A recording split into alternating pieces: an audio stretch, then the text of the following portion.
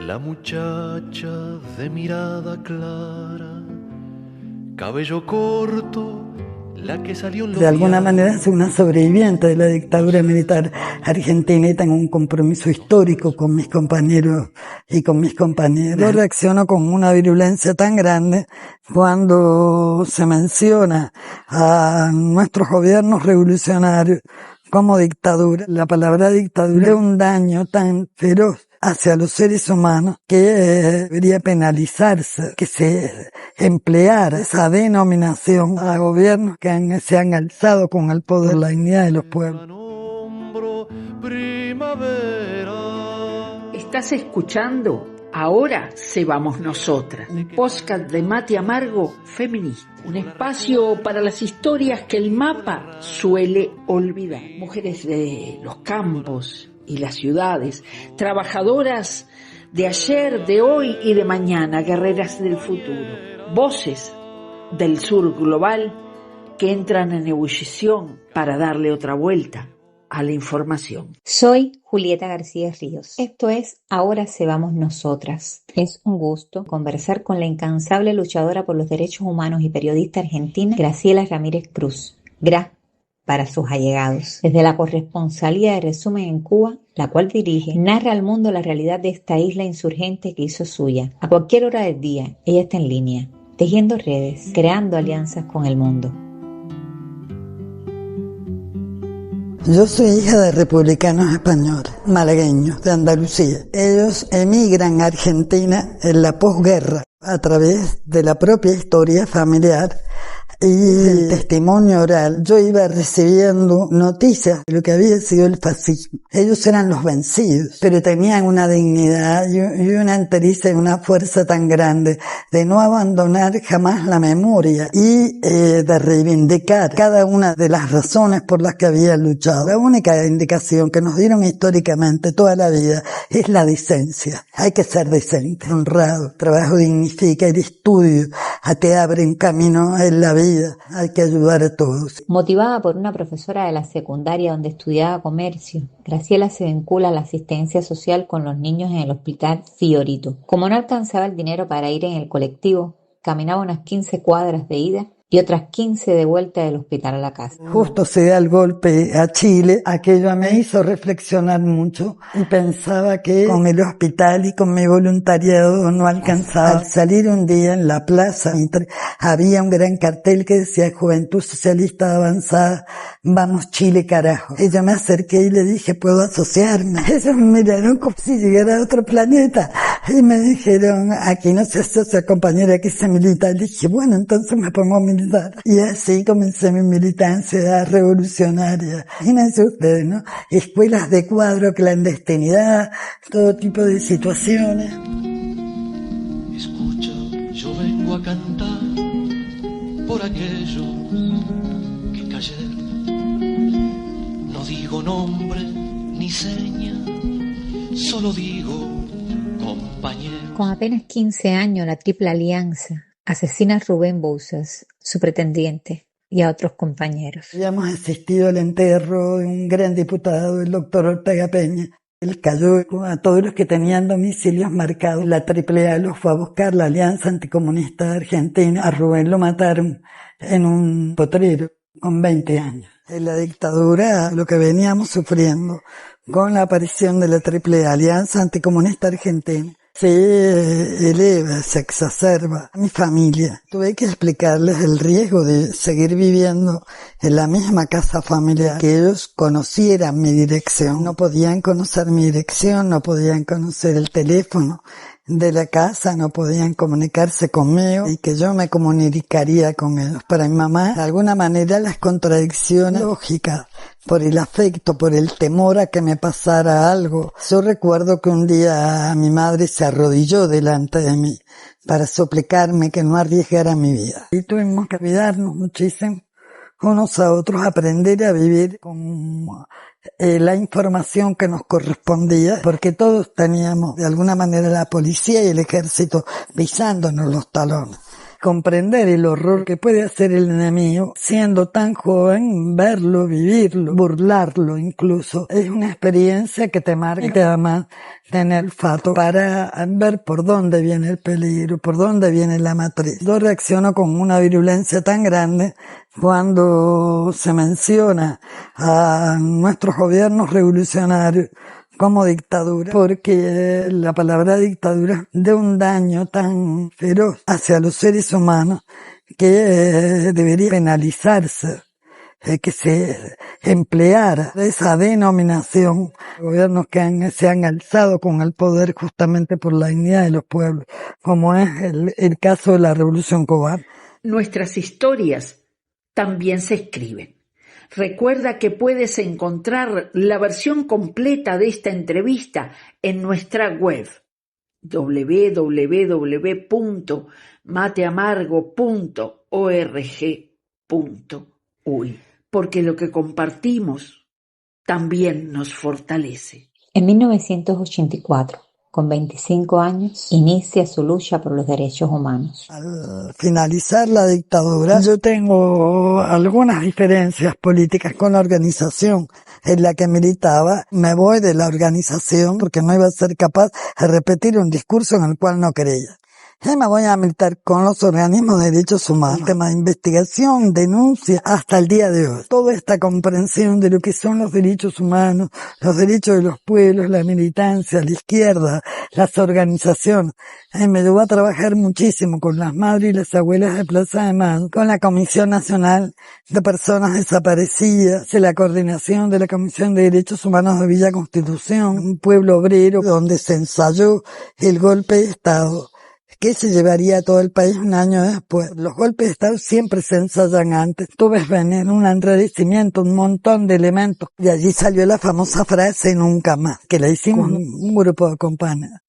Cuando salen las leyes de obediencia de vida, que los que habían torturado, masacrado más, estaban en una cadena de mando y obedecían órdenes. Por lo tanto, esos no debían ser juzgados ni condenados, solamente las cúpulas. La teoría de los dos demonios igualan además a las cúpulas de la izquierda con las cúpulas militares y encarcelan a compañeros de montoneros. Me enojé con mi propio pueblo.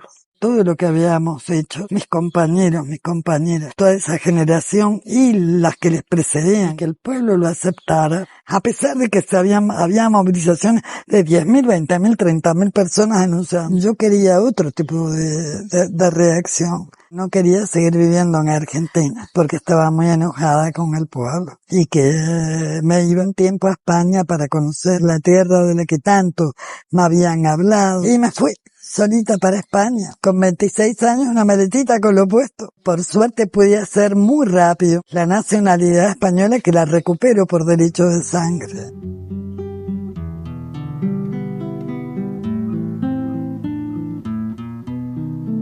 Y allí estaban también compañeros que quedaban del exilio. Y yo me tomé un respiro para estar con la familia, conocer, estar en Andalucía, Barcelona, Galicia, País Vasco. Y una vez que ya había reconocido y seguido los pasos de mi familia, dije, bueno, acá estoy, vamos a denunciar la ley de obediencia de vida y punto final.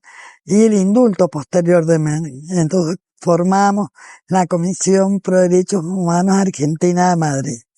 Y ahí trabajamos muchísimo con los compañeros. Después ayudando a los inmigrantes. Llegamos a hacer esta huelga de hambre. Y de pronto, la caída de la Unión Soviética. Aquel nunca más que había salido de un pueblo obrero de Argentina, lo encontraba en un souvenir, en una supuesta piedra envuelta en papel celofán, en el Rastro de Madrid, como si fuera parte del muro de Berlín, y decía comunismo nunca más. 500 pesetas. Más allá de todos los errores que puede haber cometido el estalinismo, el mundo retrocedió 100 años y quedó absolutamente sin protección para los pueblos en lucha, en resistencia, para los pueblos que quieren descolonizarse. Toda la apuesta de España y de Europa era, lo único que falta es Cuba. Ahora sí cae. Le contaban los días, las agencias de viaje vendían boletos. Tenías que venir a conocer cómo había sido el socialismo nacionalismo, mucha izquierda fue parte de esto, de creer que Cuba era insostenible. En medio de esa situación, los compañeros con los cuales trabajábamos en derechos humanos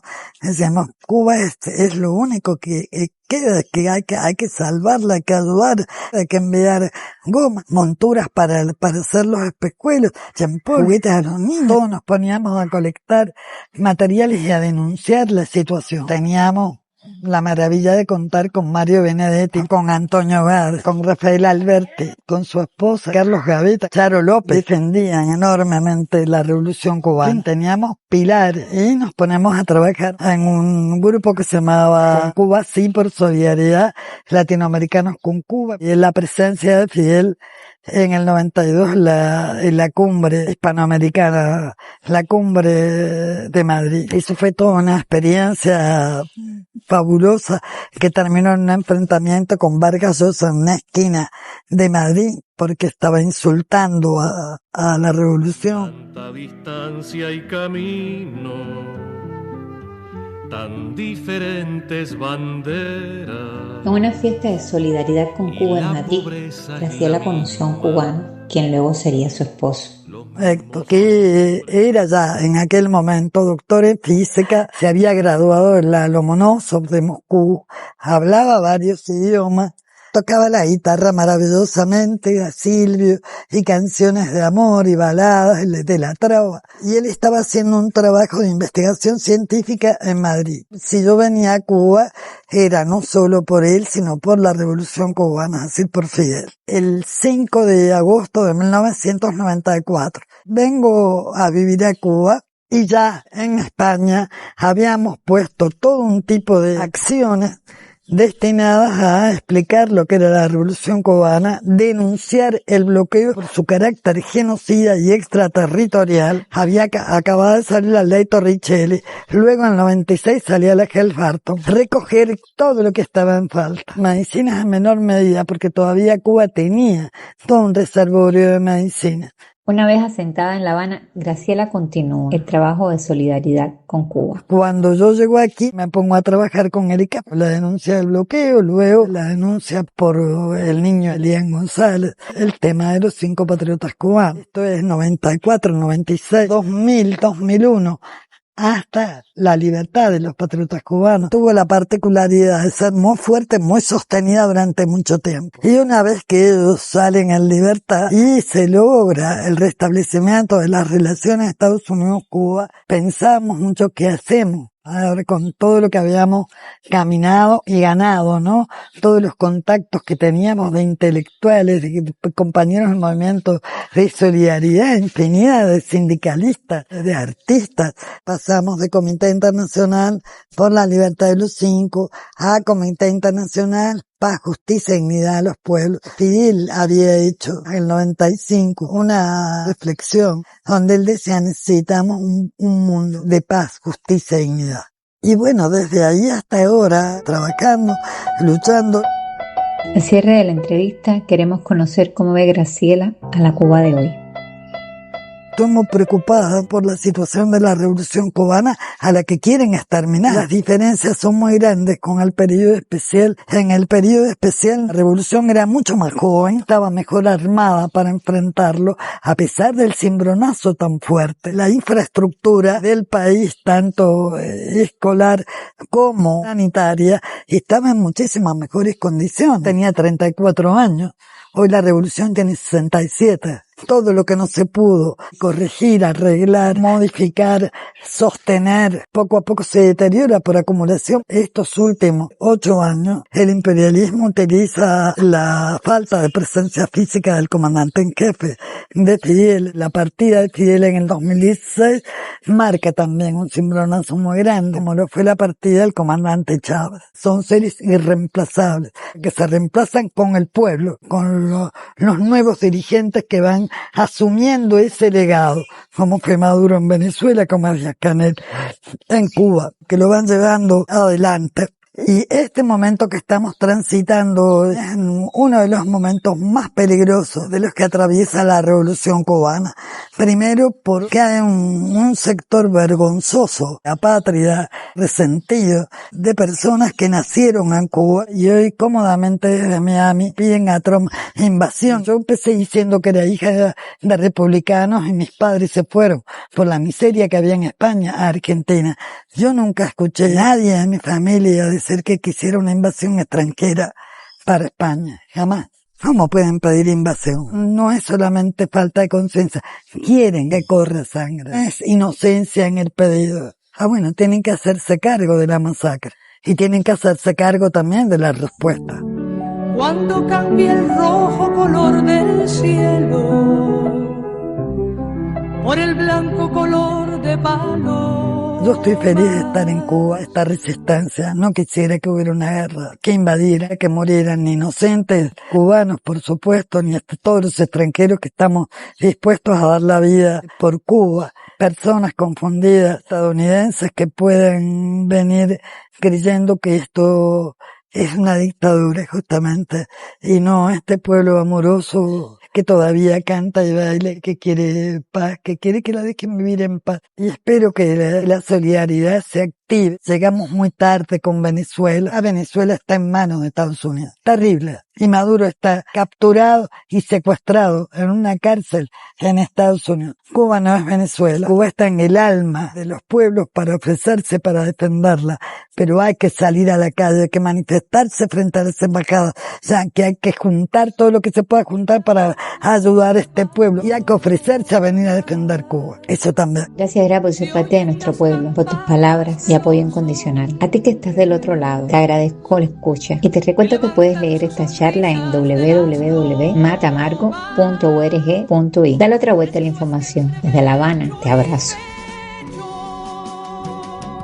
Hayas tenido el deseo de quemar, de matar, de vengar y de vencer.